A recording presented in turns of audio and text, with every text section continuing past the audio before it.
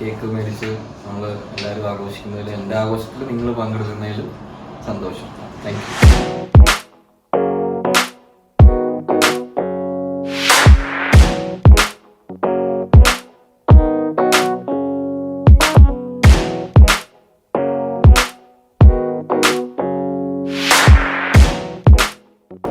Birthday ആഘോഷിക്കുന്ന അനൂപ് സാറിന് എൻ്റെ എല്ലാവിധ ആശംസകളും.